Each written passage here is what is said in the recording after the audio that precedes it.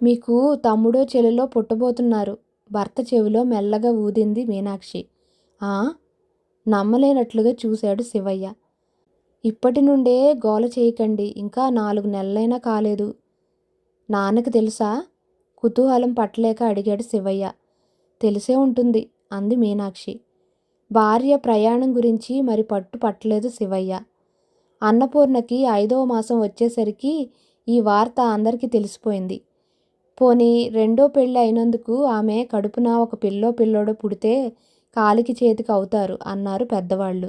తాతగారు కావలసిన వయసులో తండ్రి అవుతున్నాడు, తమాషాగా ఉంది కదూ అన్నారు కుర్రకారు.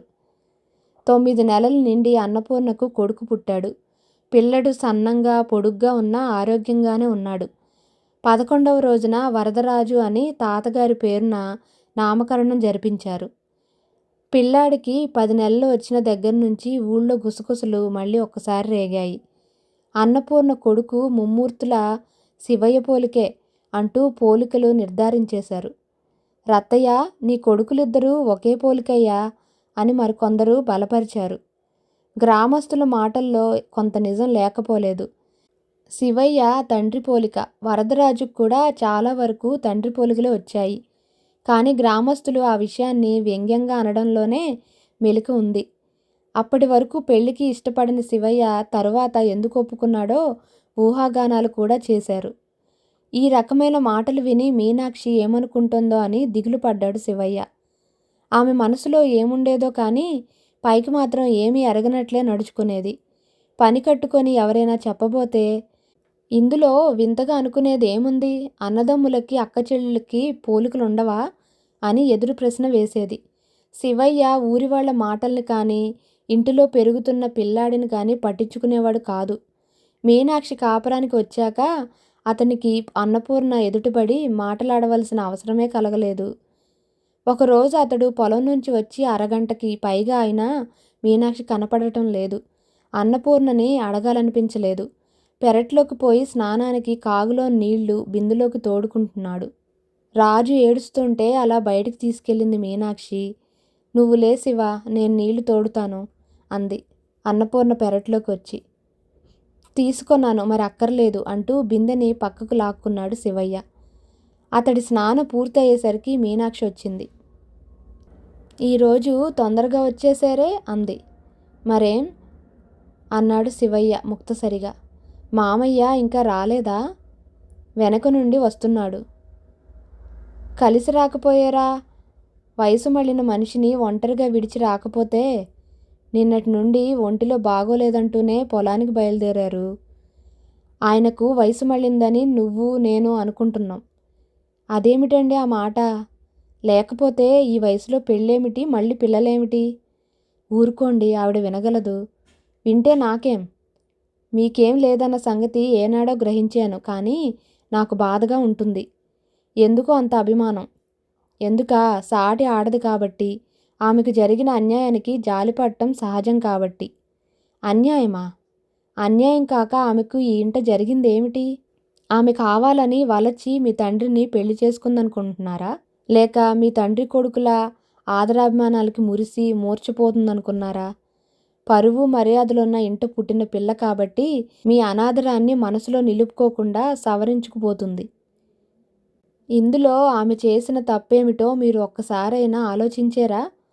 చంటివాడినైనా మీరు కొనగోటితో తాకకుండా తప్పుకుపోతుంటే ఆమె ఎంతగా బాధపడుతున్నాదో మీకు అర్థం కాదు అంది మీనాక్షి నిష్ఠూరంగా.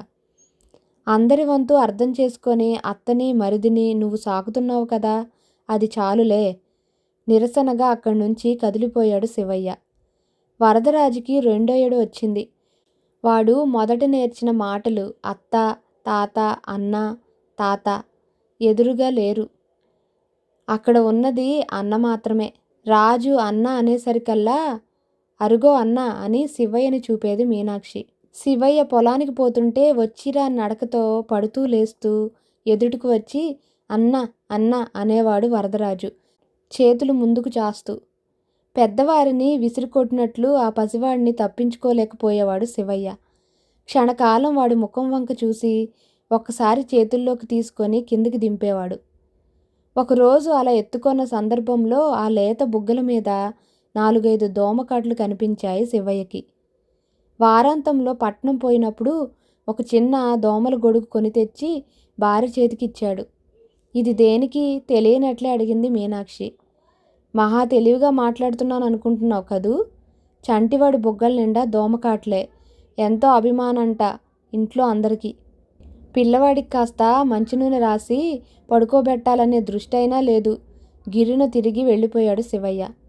పైటి కొంగు నోటికి అడ్డం పెట్టుకొని మెల్లగా నవ్వుకొంది మీనాక్షి. అటు పిమ్మట పట్నం పోయేటప్పుడల్లా ఒక లక్కకాయో రబ్బరు బొమ్మో విధిగా ఇంటికి వస్తుండేవి కానీ వాటిని తనంత తానుగా తీసి ఇచ్చేవాడు కాదు శివయ్య. ఆ చందనం బొమ్మతో మూతి బద్దలు కొట్టుకుంటున్నాడని మీ బజారు సంచిలో ఉంటే తీసి ఇచ్చాను అనేది మీనాక్షి. సరే తనకేం పట్టనట్లు జవాబు చెప్పేవాడు శివయ్య. వరదరాజు పట్ల శివయ్య మనసులో వస్తున్న మార్పు హఠాత్తుగా నిలిచిపోయే సంఘటన జరిగింది ఆనాడు. రాత్రి భోజనం ముగించుకొని రామభజన మండపం వైపు పోతున్న శివయ్యని, శివా ఇలా రా నాయనా అంటూ ఆప్యాయంగా పిలిచాడు తండ్రి. అతడు చేతిలో చుట్ట లేకుండా వీధి అరుగు మీద కూర్చోవడం చూసి వింతపడ్డాడు శివయ్య. రత్తయ్య వివాహం చేసుకున్న తరువాత కొడుకునంత ఆప్యాయంగా శివా అని పిలవడం అదే మొదటిసారి. మాటల మధ్య ఎప్పుడైనా శివా అన్నా అందులో ఉండవలసిన ఆప్యాయత లోపించినట్లే అనిపించేది శివయ్యకి. ముందుకు వేసిన అడుగును అయిష్టంగానే వెనక్కి తీసి అరుగు మీదకు వచ్చాడు శివయ్య. తను చెప్పబోయే విషయాన్ని సూటిగా మొదలుపెట్టాడు రత్తయ్య. ఈ ఏడాది మొదలైన దగ్గర నుంచి నా ఒంట్లో ఏమంత బాగులేదు. కొద్దిపాటి శ్రమ కూడా శరీరం ఓర్చుకోలేకపోతున్నది. నేను పొలం ముఖం చూసి నెల్లాళ్లకి పైగా అయింది. ఏ రోజుకు ఆ రోజు వెళ్ళాలనుకుంటూనే వెళ్ళలేకపోతున్నాను. ఇది ఇలా ఉండగా నిన్న రాత్రి ఎడం పక్కలో పోటొచ్చింది. బాధతో గిలగిల్లాడిపోయాను. నిన్ను లేపి ఈశ్వరయ్య దగ్గరికి పంపుతానంది మీ పిన్ని. మంచి నిద్రలో ఉంటాడు, మరి కాస్తసేపు చూసి తగ్గకపోతే లేవవచ్చున అన్నాను. ఆ తర్వాత వేడి నీళ్ళలో తేనె వేసి ఇచ్చింది అన్నపూర్ణ. దాంతో మెల్లగా సర్దుకొంది. ఇదంతా ఎందుకు చెప్తున్నానంటే నా బ్రతుకు ఎప్పుడు తెల్లవారిపోతుందో తెలియదు. ఏమీ తెలియని అమాయకురాలు మీ పిన్ని. పాపం పుణ్యం ఎరగని పసివాడు వరదరాజు. వీరిద్దరినీ ఎలా చూసుకుంటావో వారి బాధ్యత నీ చేతుల్లో పెడుతున్నాను. కస్సుమని తోక తొక్కిన తాచులా తండ్రిపైకి లేచాడు శివయ్య. 50 ఏళ్ల ప్రాయంలో పెళ్లి చేసుకున్నప్పుడు ఈ తెలివి లేకపోయిందేం? అప్పుడు ఎవరినడిగి ఎవరి సలహా మీద చేసుకున్నావు? నీ వయస్సు ఆ పిల్ల వయస్సు అప్పుడు గుర్తుకు రాలేదా? ఆమె జీవితం సార్థకం చేయగలనని నమ్మే తీసుకొచ్చావా? ఇప్పుడు కొడుకు నీకు గుర్తుపచ్చాడే, నాకదేం తెలియదు. నేనెవరి బాధ్యత నెత్తిన వేసుకోబోవటం లేదు. కావాలంటే రేపే ఆస్తి పంపకాలు జరిపించు. నా బ్రతుకు నేను బ్రతుకుతాను అన్నాడు కఠినంగా. చూడు శివ, పొరపాటు చేసిన మాట నిజమే. అలా ఎందుకు జరిగిందో ఇప్పుడు చర్చించడంలో అర్థం లేదు. జరిగిపోయిన దాన్ని ఇప్పుడు వెనక్కు లాగలేము. అది తప్పైతే దానికి నువ్వు శిక్షించవలసింది నీ తండ్రిని, అన్నపూర్ణని కాదు, పసివాడిని కాదు. సవతి తల్లి అని అన్నపూర్ణ నీకు విషం పెట్టలేదు. కన్న కొడుకు కన్నా మిన్నగా అభిమానించి అన్నం పెట్టింది. ఆ పసివాడు నీ ఆస్తి మీద యాజమాన్యం కోరడు.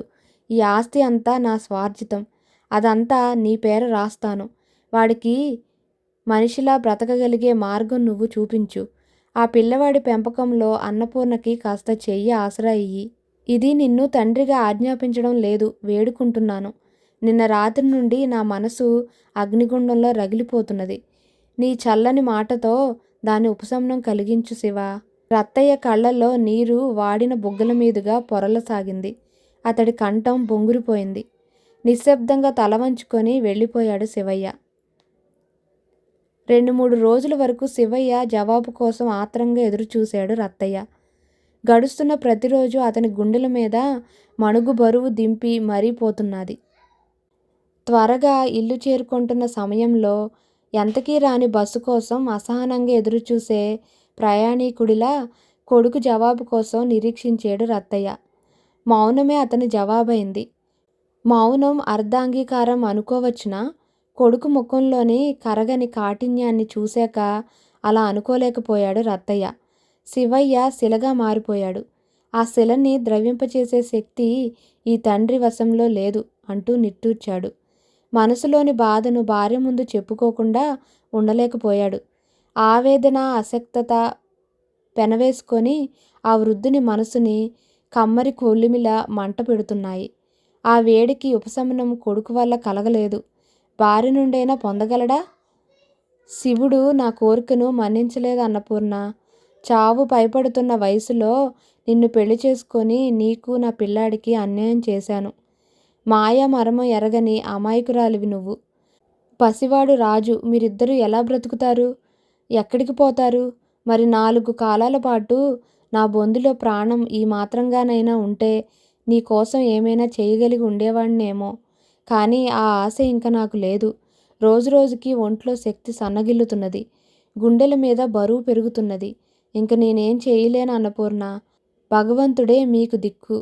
నీ మంచి మనసే నీకు రక్ష అన్నాడు రత్తయ్య కళ్ళనీళ్లతో. ఆ వృద్ధుని ఆవేదన చూసిన అన్నపూర్ణ మనస్సు కరిగిపోయింది. ఆమె బాగా బ్రతికి చెడిన కుటుంబంలో పుట్టిన పిల్ల. దారిద్ర్యం వారింట తాండవిస్తున్నా మాలిన్యం వారి మనసులను అంటలేదు. కట్నం ఇచ్చి పెళ్లి చేయలేనని తండ్రి తన అసక్తత తెలియజేసినాడు. ముసలివాడైనా అట్టే ఆస్తిపాస్తులు లేవని తెలిసినా రత్తయ్యని పెళ్లి చేసుకొని ఇంటి పరువు మర్యాదలు నిలబెట్టింది అన్నపూర్ణ. ఆశించినవన్నీ అందరికీ సమకూరవు. తనకి జీవితాన్ని భగవంతుడు ప్రసాదించాడు. దీనిలోనే ఆనందం పొందేందుకు ప్రయత్నించాలి అని నిశ్చయించుకుంది.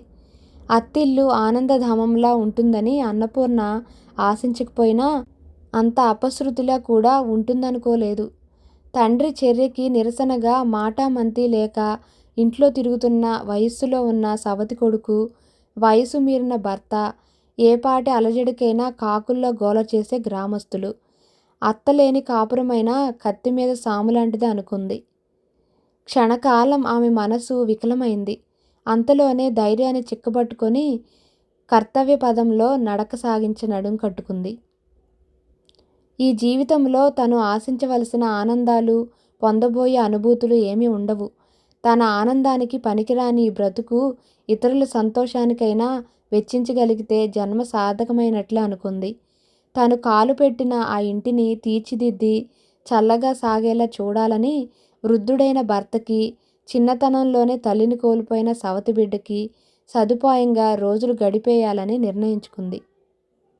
ఆమెకు భర్త పట్ల ప్రత్యేకమైన అభిమానం, అనురాగం కలగలేదు. జాలి, సానుభూతి కలిగాయి. ఆ జాలితోనే అతనికి సేవ చేసింది. ఆ సానుభూతి కారణంగానే అతని మనస్సు నొప్పించకుండా మసులుకుంది. మొదటిసారిగా అతని పశ్చాత్తాపాన్ని చూసిన అన్నపూర్ణ మనస్సులో భర్త ఎడల ఆర్ద్రమైన భావాలు కలిగాయి. అతడు తన కోసం, తన పిల్లవాడి కోసం ఎంతగా తప్పిస్తున్నాడో తెలుసుకుంది. ఆ సమయంలో అతన్ని ఓదార్చి ధైర్యవచనాలు చెప్పవలసిన విధి తనపై ఉన్నట్లు గుర్తించింది. అతని కన్నీటిని తన చీర చెరగుతో తుడుస్తూ అతని పలిత కేశాల్లోకి వేళ్లు పోనిచ్చి, మీరేం కంగారు పడకండి. శివయ్య పైకి కఠినుడిలా కనిపించినా మనసు చాలా మెత్తన. రాజుకు నాకు అన్యాయం చెయ్యడు. మా కోసం మీరు ఇలా దిగులు పడుతూ ఆరోగ్యం పాడు చేసుకుంటుంటే నాకు చాలా కష్టంగా ఉంది. వచ్చిన ఆపదేం లేదు. అనవసరపు ఆందోళనని వెనక్కి తోసి ఉత్సాహంగా ఉండండి. రాజుని మీరే పెంచి పెద్ద చేద్దురుగాని అంది ఓదార్పుగా. ఆమె ఆత్మీయమైన ఓరడింపుతో రత్తయ్య వాడిన బుగ్గల మీదుగా కన్నీరు బొటబొటా జారింది. అన్నపూర్ణ అంటూ ఆమెను గట్టిగా గుండెకు అదుముకున్నాడు. తల్లి పిల్లాడిని సందిట చేర్చుకొని ఓదారుస్తున్నట్లుగా అతన్ని చేతుల్లో ఇముడ్చుకుంది అన్నపూర్ణ.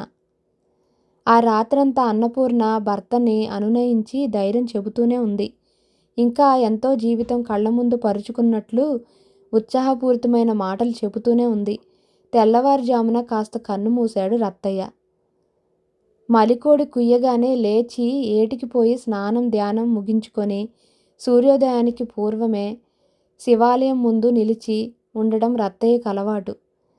ఊరు విడిచి బయటికి వెళ్ళినా ఏ 1-2 సమయాల్లోనో తప్పిస్తే అందుకు భిన్నంగా జరిగింది లేదు. కోడికూతతో లేచిన అన్నపూర్ణ గొడ్లకి గడ్డివేసి పాలకుండ పెరుగు చెట్టి కడిగి వచ్చి చూసేసరికి రత్తయ్య ఇంకా నిద్రపోతున్నాడు. రాత్రి అంతా సరిగా నిద్రలేదు. కొంచెం సేపు అయ్యాక లేపవచ్చునని ఇంటి పనిలోకి జొరబడింది. అత్తగారు లేచిన కొద్దిసేపటికి మీనాక్షి, ఈరోజు మావయ్య ఇంకా లేవలేదా అంటూ ప్రశ్నించింది. రాత్రి అంతా సరిగా నిద్రలేదు, ఏదో బాధపడుతూనే ఉన్నారు, ఇప్పుడే కన్నుమూశారు అంది అన్నపూర్ణ. మరి కాస్త వ్యవధిలోనే లేచిన శివయ్య పళ్ళుదోమ పుల్ల చేతబట్టుకొని పొలం వైపు వెళ్ళిపోయాడు. అన్నపూర్ణ మజ్జిగ చేసి వెన్న తీసి పాచిపని చేసుకొని కోడలు పితికి తెచ్చిన ఎర్రావు పాలు తంపి మీద ఎక్కించి బర్రెపాల కోసం ముంత సిద్ధం చేసి ఉంచేసరికి ఉయ్యాలలో రాజు కెవ్వుమని ఏడుస్తూ లేచాడు. అప్పటికే కరకర పొద్దు పొడుచుకు వస్తున్నది.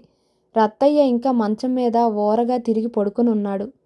పిల్లాడిని చేతుల్లోకి తీసుకొని భర్త మంచం దగ్గరికి వచ్చింది అన్నపూర్ణ. చంటివాడు ఇంతలా ఏడ్చినా తెలివి రాలేదు. ఎంత గాఢంగా నిద్రపట్టింది అనుకుంది. మంచం మీదుగా కొంచెం వంగి, చాలా పొద్దెక్కింది, ఇంక లేస్తారా అంది మెల్లగా. రత్తయ్యకి మెలకువ రాలేదు. కొడుకుని మంచం మీద దింపి మెల్లగా చేత్తో తట్టి లేపింది. కప్పుకొన్న దుప్పటి కింద నుంచి శరీరం చల్లగా తగిలింది. తను లేచిపోతూ ముఖం వరకు కప్పిపోయిన దుప్పటిని ఆత్రంగా సడలించి చూసింది అన్నపూర్ణ. అక్కడ రత్తయ్య లేడు, మిగిలింది అతని కాయం.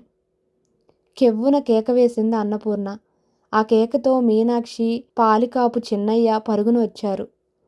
క్షణంలో ఆ వార్త పొలంలో ఉన్న శివయ్యకి అందిపోయింది. నాన్నా అంటూ వచ్చి మీద పడి చంటివాడిలా ఏడ్చాడు. అన్నపూర్ణ రాతి బొమ్మలా అలా నిలబడిపోయింది. ఆమె నోట ఒక్క మాట కూడా రాలేదు. కంటి వెంట ఒక్క కన్నీటి బొట్టు ఉబికి రాలేదు. ఆఖరి క్షణంలో ఆవేదనతో అలమటించి బ్రతుకును వదలలేక, చావును ఎదిరించి నిలవలేక చిన్నపిల్లాడిలా తన చేతుల్లో ఇమిడిపోయి కన్ను మూసిన ఆ వృద్ధుడు అదే ఆఖరి మాటగా, అదే ఆఖరి చూపుగా ఈ లోకాన్ని వదిలిపోతే ఆమె మనసు జాలితో పేరుకుపోయింది. అతని మనసును అర్థం చేసుకొని తను అనురాగంతో ఆప్యాయతతో మసలుకొంటే మరికొంతకాలం పాటు అతను బ్రతుకునేమో, అతని చావుకి పరోక్షంగా తను కారణమేమో అని బాధపడింది ఆమె మనస్సు. తండ్రికి తనయుడిగా తను చేయవలసిన విధులన్నీ 12 రోజులు శ్రద్ధగా నెరవేర్చాడు శివయ్య. గ్రామంలో కొందరు వ్యవహారవేత్తలు పిన్ని మాటేమిటి చేస్తావు, పిల్లాడికి ఏమిస్తావు అంటూ ప్రశ్నించసాగారు. ఆ మాటలకి ఇంకా సమయం రాలేదు అన్నాడు శివయ్య. వచ్చిన బంధువులంతా 13వ నాడు వెళ్ళిపోయారు. వీధి అరుగు మీద రత్తయ్య లేకపోవడం దారిని పోయే వాళ్ళకి వెలితిగానే అనిపించింది. భర్తకి పెరుగు వడ్డిస్తూ, మీ పిన్ని రేపు వెళ్ళిపోతానంటున్నారు అంది మీనాక్షి. కలుపుతున్న అన్నాన్ని విసురుగా పక్కకి తోసి, ఎక్కడికి వెళ్ళిపోతుంది, అక్కడ మాత్రం ఆదరించేవారు ఎవరున్నారు అన్నాడు భార్య ముఖంలోకి చూస్తూ శివయ్య. ఇక్కడ మాత్రం మనం చూపుతున్న ఆదరం ఏముంది, కాస్త విసురుగానే ఆ మాట అంది మీనాక్షి. ఈ 4 నెలల కాలంలోనూ నేను ఎదుటపడి ఆవిడను ఒక్క మాట అనలేదే, ఆవిడ బాధపడి వెళ్ళిపోతుందన్నట్లు మాట్లాడతావేం? పొమ్మనలేక పొగ పెట్టారు అన్న సామెత మీరు విన్నారా? మన ప్రవర్తన అందుకు భిన్నంగా ఉందా? మీనాక్షి, ఆవిడను వెనక వేసుకొని నాతో పోట్లాడటమంటే నీకు సరదా అని నాకు తెలుసు. నీ మనసులో ఏ పురుగు తొలుస్తున్నదో తిన్నగా చెప్పు అన్నాడు శివయ్య కాస్త కంఠం హెచ్చించి. దాన్నెందుకు కేకలేస్తున్నావు బాబు? దాని మనసులో నా వంక అభాగ్యుల పట్ల జాలి తప్ప మరేముంటుంది? వెన్నలాంటి మనస్సు నీ భార్యది. మన అదృష్టం కొద్దీ మన ఇంటి కోడలయింది. నాన్న లేకపోయినా తమ్ముడున్నాడు. చిన్నదో పెద్దదో ఒక కొంప ఉంది. ఎంతకాలం మిమ్మల్ని బాధ పెట్టడం? నేనే వెళ్ళిపోవాలనుకుంటున్నాను. నా కోసం మీరు వాదులాడుకోకండి. భోజనాల గదిలోకి మెల్లగా వచ్చి దీపపు నీడను నిలిచి నెమ్మదిగా అంది అన్నపూర్ణ. తండ్రి పోయిన తర్వాత పినతల్లిని ఎదురుగా చూడటం శివయ్యకి అదే మొదటిసారి. ఆ కంఠస్వరం తప్పితే మనిషిని పోల్చుకునే అవకాశం లేనంతగా మారిపోయింది. తండ్రి చావు పినతల్లి మనసు మీద ఇంతగా పనిచేసిందా? ఆ ముసలివాణ్ణి ఈ ప్రాయంలో ఉన్న పిల్ల అంతగా ప్రేమించిందా? లేక ముందు గతేమిటి అన్న బెంగతో ఇలా అయిపోయిందా? శివయ్యకి ఏమనుకునేందుకు తోచలేదు. ఇల్లు విడిచి మీరెందుకు వెళ్ళిపోవాలి? ఈ ఆస్తిలో, ఈ ఇంటిలో మీకు భాగం ఉంది. నాతో కలిసి ఉండటం మీకు కష్టంగా ఉంటే రేపే నలుగురు పెద్దల ముందు వాటాలు వేసుకుందాం అన్నాడు శివయ్య మాటలను ఒత్తి పలుకుతూ. చూడు బాబు, ఈ ఆస్తి కోసం నేను ఈ ఇంటికి రాలేదు. నాకు ఈ ఇంటితో ఉన్న అనుబంధం అతి స్వల్పం. అవాంఛితంగా మీ తండ్రి కొడుకుల జీవితాల్లో నేను ప్రవేశించి మీ మధ్య గల ప్రేమాభిమానాల్ని మలినపరిచాను. దానికి కారణం ఏమైనా కారకురాలిని నేను. ఈ బాధ నాకు చాలు. ఇంకా ఆస్తి కోసం తగువులాడి మీ మనసులో నా పట్ల ఏమైనా జాలి, అభిమానం మిగిలి ఉంటే దానిని చేజేతులా నాశనం చేసుకోలేను. నేను బ్రతికి ఉన్నంతకాలం రాజుకి ఏ లోటు రానివ్వను. 4 ఇళ్ళు పాచిపని చేసైనా వాడిని పెంచుకుంటాను. మిమ్మల్ని నేను కోరేదల్లా ఒక్కటే. నేను ఈ లోకంలో లేనని తెలిసిన నాడు వాడిని ఆదుకొని ఇంత అన్నం పెట్టండి. వాడి బ్రతుక్కి ఒక దారి చూపండి. అత్తయ్యా అంటూ ఆమెని కౌగిలించుకొని ఏడ్చింది మీనాక్షి. ఉన్నపళంగా లేచి చెయ్యి కడుక్కొని వీధిలోకి వెళ్ళిపోయాడు శివయ్య. అరగంట గడిచి శివయ్య తిరిగి ఇంటికి వచ్చేసరికి అత్తాకోడలు అదే స్థలంలో ముడుకుల్లో తలలు పెట్టుకొని కూర్చున్నారు. కంచాలు, గిన్నెలు అలాగే ఉన్నాయి. మీనాక్షి కాస్త గట్టిగానే పిలిచాడు శివయ్య. పైటి కొంగుతో కళ్ళనీళ్లు తుడుచుకుంటూ భర్త ముందుకు వచ్చింది మీనాక్షి. ఆవిడ ఎక్కడికి వెళ్ళిపోనవసరం లేదు. నాన్న లేకపోయినా నేనున్నాను. ఈ ఇంటి ఆడవాళ్లు పాచి పని చేసి పిల్లల్ని పెంచుకోనక్కర్లేదు అన్నాడు అన్నపూర్ణకి వినిపించేలా. శివయ్య అంత భరోసా ఇస్తుంటే నాకింకేం కావాలమ్మా? నేను ఏ క్షణాన కన్నుమూసినా రాజును గురించిన ఆందోళన నాకుండదు అంది అన్నపూర్ణ కోడలితో. అటు తర్వాత కూడా శివయ్య అన్నపూర్ణను గురించి ఒక్క మాట అన్నది లేదు. తన బాధ్యత మేరకు రాజు మంచి చెడ్డలు మాత్రం చూస్తుండేవాడు. ఇద్దరి వంతు తనే ఆదరం, ఆప్యాయత కనబరుస్తూ అన్నపూర్ణకి ఊరట కలిగించేది మీనాక్షి. అన్నపూర్ణ శివయ్య కంట పడకపోయినా ఇంటిలోని ప్రతి పనిలోనూ ఆమె అదృశ్యహస్తం అతనికి ద్యోతకం అవుతూనే ఉండేది. కాపురానికి వచ్చిన 4 ఏళ్లకి అపురూపంగా మీనాక్షికి నెల తప్పింది. అన్నపూర్ణ కోడలు మనసెరిగి రుచికరమైన వంటలు, పిండి వంటలు చేసి పెడుతూ అతి ముద్దుగా చూసుకోసాగింది. 5వ నెల రాగానే మీనాక్షి తల్లి రమణమ్మ పురిటికి కూతుర్ని తీసుకుపోతానని వచ్చింది. 7వ నెల వరకు రానని మీనాక్షి పట్టుపట్టింది. ఇటువంటి సమయంలో కన్నతల్లి దగ్గర ఉండడం మంచిది. వెళ్ళు, మీ అత్తకేం భయం లేదు, మేమంతా లేమా అన్నారు ఇరుగు పొరుగు. నీకు వెళ్ళాలనిపిస్తే వెళ్ళు మీనాక్షి అన్నాడు భర్త.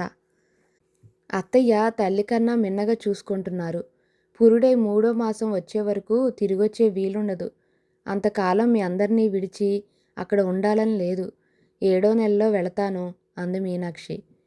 అన్నపూర్ణ కోడల్ని అల్లారు ముద్దుగా చూసుకోవడం, అత్తాకోడళ్ళ పొత్తు చూసిన రమణమ్మ అట్టే పట్టుపట్టకుండానే వారం రోజులుండి వెళ్ళిపోయింది. ఇంటి పని అంతా అన్నపూర్ణ చూసుకుంటున్నా రత్తయ్య పోయాక ఆమె వీధిన పడి ఏటికి నీళ్ళకి పోలేదు. వంటకి తాగేందుకు కావలసిన 2 బిందెల నీళ్లు మీనాక్షి తెచ్చి పడేసేది. మిగిలిన వాడుకలకు పాలేరు చిన్నయ్య కావిడి వేసేవాడు. రమణమ్మ వచ్చే వరకు ఏటి నీళ్లు మీనాక్షి తెస్తుండేది. తెల్లవారి బిందె పట్టుకొని ఏటికి బయలుదేరుతున్న కూతుర్ని చూసి, నువ్వు ఇంకా బరువులు మోయడం మంచిది కాదమ్మా, ఆ బిందె ఇలా నేను తెస్తాను అంటూ అందుకొంది రమణమ్మ. తను ఉన్న ఆ వారం రోజులు రమణమ్మే ఏటి నీళ్లు పట్టుకువచ్చింది. తల్లి వెళ్ళిపోయిన మరునాడు అలవాటు ప్రకారం మీనాక్షి కుదురు మీద బిందె తీయబోయింది. తళతళ మెరుస్తున్న ఇత్తడి బిందెలో నీళ్లు నిండుగా ఉన్నాయి. అత్తయ్య అంటూ కూరలు తరుగుతున్న అన్నపూర్ణ దగ్గరికి వచ్చింది. ఏం మీనాక్షి అంద అన్నపూర్ణ కోసిన వంకాయ ముక్కల్ని నీటిలో వేస్తూ. మీరు ఏటికి ఎప్పుడు వెళ్ళారు ఆందోళనగా ప్రశ్నించింది మీనాక్షి. త్వరగా తెలివి వచ్చేసింది. పుచ్చపువ్వులా వెన్నెల ఉంది. 2 బిందెలు ఎత్తుకు వస్తే సరిపోతుందని లేచి వెళ్ళాను. అంత అర్ధరాత్రి వేళ ఒంటరిగా. భయం ఏముందమ్మా, తెలిసిన దారేగా, పైగా వెన్నెల రాత్రి. ఆ మరునాడు కూడా అలాగే జరిగింది. ఈ పద్ధతి నాకేం నచ్చలేదు అత్తయ్య. పోనీ కనపొద్దులైతే మీరు శ్రమపడిన అర్థం ఉంది. ఇంకా 6 నెలలు కాలేదు. మీరు లేకపోతే ఏటి నీళ్లతో పాటు ఇంటి పని అంతా చేసుకోక నాకు తప్పుతుందా అంది మీనాక్షి. నువ్వు ఒంటరిగా ఉంటే అప్పటి విషయం వేరు. నేను ఇంట ఉండగా. అంత రాత్రి వేళ ఆవిడ అలా నీళ్లకు పోవడం మంచిది కాదు. పొలానికి పోయే ముందు నేను కావిడి దింపిపోతాను, ఆవిడతో చెప్పు అన్నాడు శివయ్య భార్యతో. మంచి మనసుతో ఆ పాటి మాట అన్నాడు. అది చాలమ్మా, మగబిడ్డడు. తన చేత ఇంటి పని చేయించుకోవడం ఏమిటి అన్నా అన్నపూర్ణ తన పని మానలేదు. 4-5 రోజులు గడిచేసరికి అది అలవాటుగా మారి ఇంటిలో వారికి బాధగా అనిపించలేదు. నీళ్లు ముంచుకు తిరిగి వచ్చే సమయంలో పొలానికి తెల్లవారక ముందే అరక తోలుకుపోతున్న ఒకరిద్దరు ముసలి రైతులు, అన్నపూర్ణమ్మ, ఇంత సీకటనే ఒంటరిగా పోబోకమ్మా, పురుగు పుట్ర ఉంటాది అంటూ హెచ్చరించేవారు. మీనాక్షికి 7వ నెల వచ్చిన 15 రోజులకి సూడులు తీసుకువచ్చింది రమణమ్మ. వదినగారు, మీ ఇంట పిల్లకి పువ్వులు ముడిపించవచ్చు. మా ఇంట గాజులు పెట్టించాలని ఉంది. మీనాక్షిని గాజులు చేతితో చూడాలని నాకు కోరికగా ఉంది అంది అన్నపూర్ణ. అభిమానంగా ఆమె అన్న మాటని కాదనలేక సరే అని ఒప్పుకుంది రమణమ్మ. 4 రోజులలో మంచి ముహూర్తం కుదిరింది. ఇంటిలో ఆ ఉత్సవానికి అవసరమైన ఏర్పాట్లన్నీ చేసింది అన్నపూర్ణ. గాజుల బసవయ్యకి కబురు పెట్టడం మాత్రం మిగిలిపోయింది. ఆనాడు భోజనం చేసి శివయ్య వెళ్ళిపోతుంటే, నాయనా శివ అని మెల్లగా పిలిచింది అన్నపూర్ణ. ఆ పిలుపు శివయ్యకు తల్లిని గుర్తు చేసింది. తను ఎంత అంటీ ముట్టక ఉన్నా ఈవిడ ఇంత అభిమానంగా ఎలా పిలవగలుగుతుంది? ఈ ఆప్యాయతలో కల్మషం, నటన లేదు. శివ అన్న పిలుపులో మాతృహృదయమే స్పందిస్తున్నది అనుకున్నాడు శివయ్య. ఏం పిన్ని అన్నాడు. శివయ్య మొదటిసారిగా పిన్ని అన్న పిలుపుతో గౌరవభావం కూడా కలిసి వచ్చింది. కోడలికి రేపు గాజులు పెట్టించాలనుకున్నాము. గాజుల బసవయ్యకి కబురు పెట్టాలి అంది. దానికేముంది పిన్ని, చిన్నిగాని పంపితే సరి అన్నాడు శివయ్య. ఈ మాట నీ చెవిని వేసి మరీ చేద్దామని మాట పూర్తి చేస్తూనే ఇంటిలోకి వెళ్ళిపోయింది అన్నపూర్ణ. తొలికోడి కూయకముందే నిద్ర లేచింది అన్నపూర్ణ. ఇంటి ముందు నీళ్లు చల్లి ముగ్గు పెట్టింది. నీళ్ల కాగు కింద మంటబెట్టి కుంకుడుకాయలు కొట్టి గిన్నెలో వేసింది. మీనాక్షి, నేను ఏటికి పోతున్నానో, నీళ్లు కాగి ఉన్నాయి, లేచి తలంటుకో అని కోడల్ని లేపింది. నేను రానా వదినా అంది రమణమ్మ. మీరు మీనాక్షి తలంటు సంగతి చూడండి, నిన్నటి నీళ్లు ఉండనే ఉన్నాయి, ఒక్క బిందె తెస్తే సరిపోతుంది అంది అన్నపూర్ణ. అన్నపూర్ణ తిరిగి వచ్చేసరికి ఇంకా చిక్కగా చీకటి అలుముకొనే ఉంది. నిద్రపోతున్న గ్రామం నెమ్మదిగా మేలుకొంటున్నది. 7 గంటలకే గాజుల ముహూర్తం. ఇంటి ముందు భజంత్రి వాళ్ళు వచ్చి కూర్చున్నారు. బసవయ్య గాజుల మలారం విప్పి ఏ రకానికి ఆ రకంగా గాజులు చిన్న పెద్ద సైజులో ఎంచుతున్నాడు. ఉదయకాంతి ఇంటి నిండా పరుచుకుంది.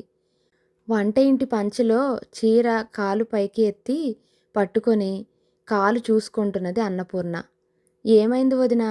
ఏదో పని మీద లోపలికి వచ్చిన రమణమ్మ ప్రశ్నించింది. ఏం లేదు, నీళ్లు తెస్తుంటే కాలికేదో కంప గీరుకొన్నట్లయింది అంది అన్నపూర్ణ చీర కుచ్చిళ్ళు జార విడుస్తూ. కాస్త వెన్నపూస రాయండి అంది రమణమ్మ కావలసిన వస్తువు కోసం వెతుకుతూ. అన్నపూర్ణ నీళ్ల బిందె ఎత్తుకొని తిరిగి వస్తుంటే పోలయ్య పొలం ముందు తడిసిన చీర కుచ్చిళ్ళు చల్లగా కాలికి బంధంలా పడ్డట్లు అనిపించింది. కాలు గట్టిగా జాడించింది. ఏదో చిమచిమలాడుతూ మోకాలికి తగిలింది. కంగారుగా పక్కకి తప్పుకొంది. దారి పక్కన ఎండుటాకులు గలగలమన్నాయి. ఇల్లు చేరాక పని తొందరలో ఆ విషయమే మర్చిపోయింది అన్నపూర్ణ. మొదట్లో చిమచిమలాడిన చోట కరకరమంటున్నది కాలు. ఏమై ఉంటుంది? చీర పైకెత్తి చూసుకుంది.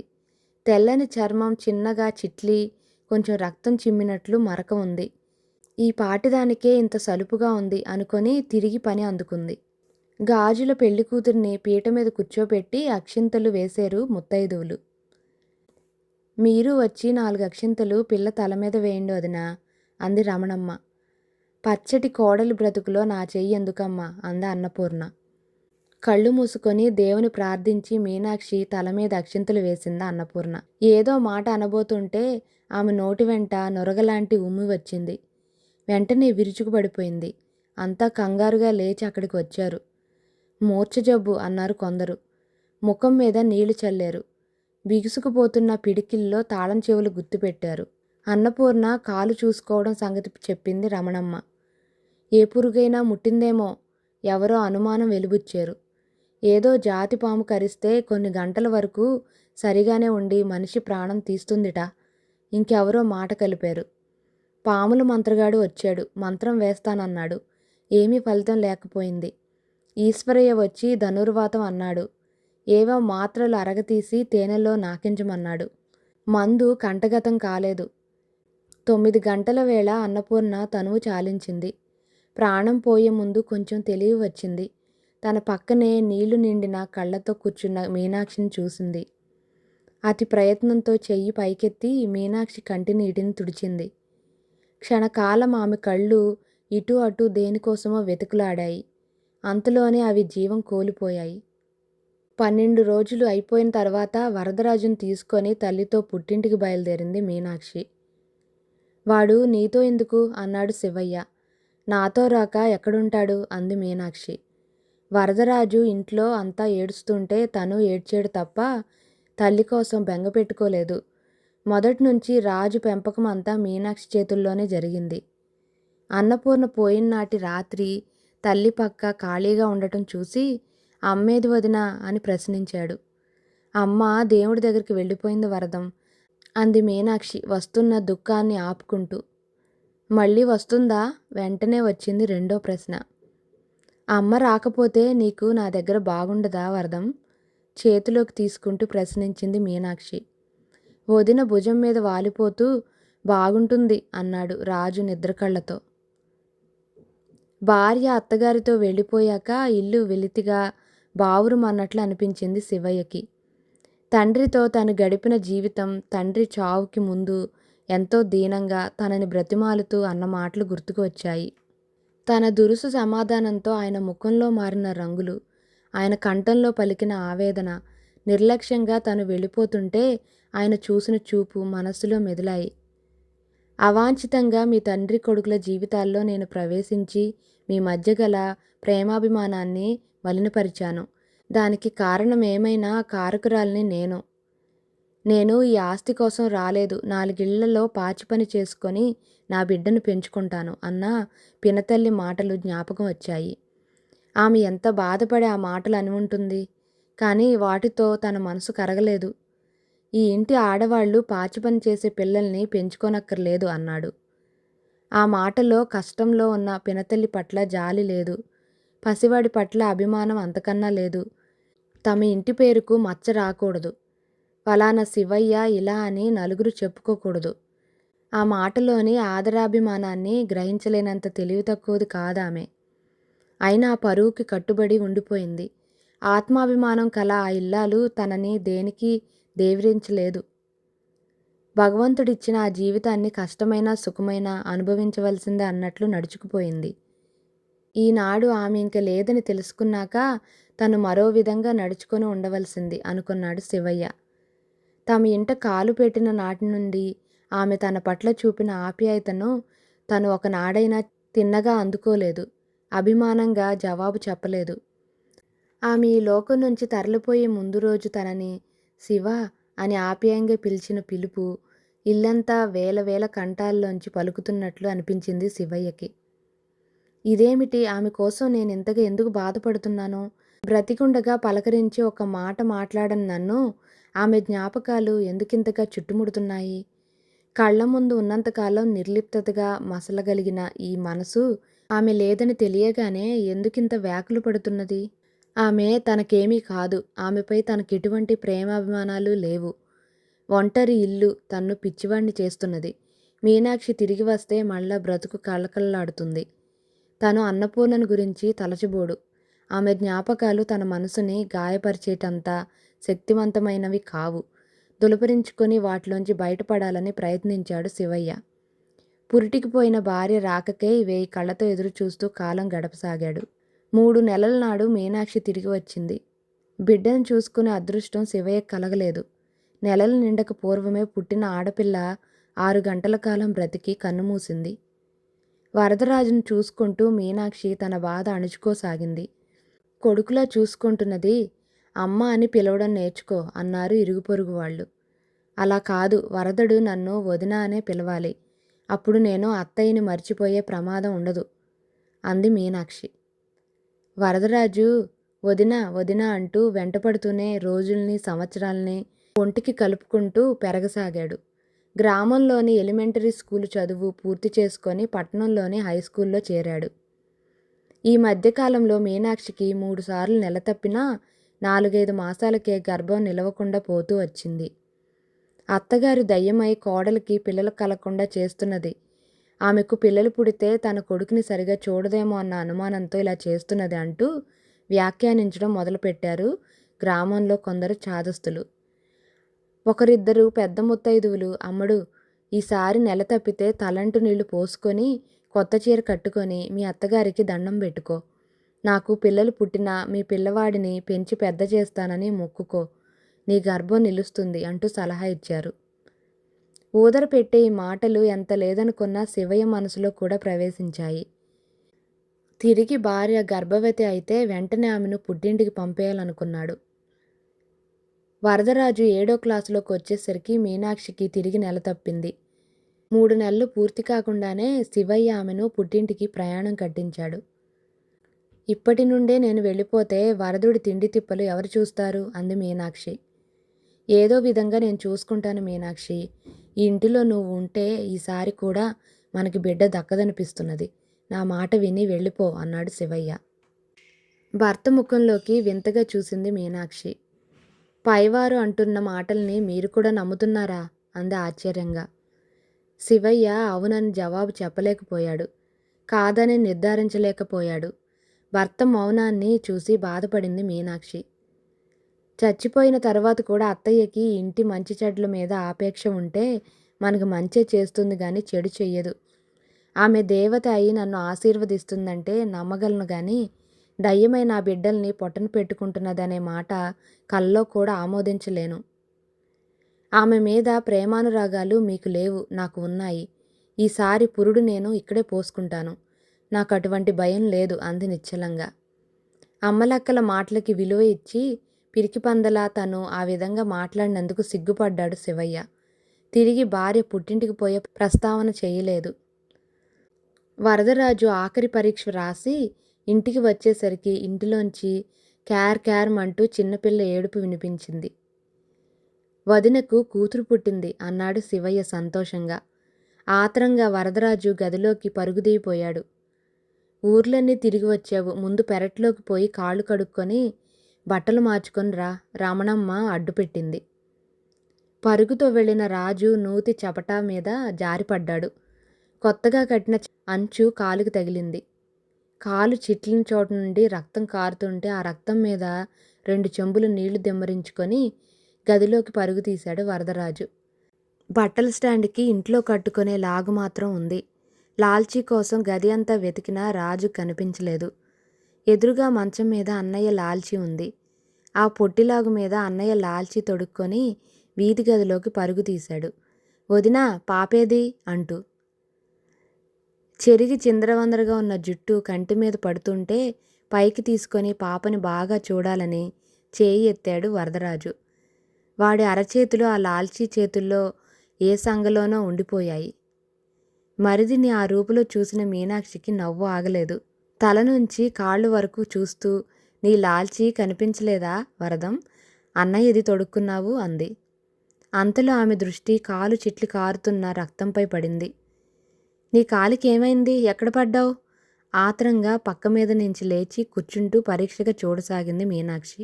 అదా అదా అదేం లేదొదినా, ఉత్తదే, అది రక్తం కాదు, దెబ్బ తగల్లేదు, ఉత్తదే, రంగు సిరా, ఎర్ర సిరా రంగు, స్కూల్లో పక్క పిల్లాడు పోసాడు. రాజు తడబడుతూ చెప్పిన ఆ మాటల్ని నవ్వుతూ విన్నది మీనాక్షి. పిచ్చి పిల్లాడా, అబద్ధం చెప్పడం కూడా నీకు చేత కాదు. పోయి మీ అన్నని కాలు కడిగి కాస్త కొబ్బరి నూనె రాయమను అంది మృదువుగా. పాపని మరి కాస్తసేపు దగ్గరగా చూసి వెళ్ళిపోయాడు రాజు.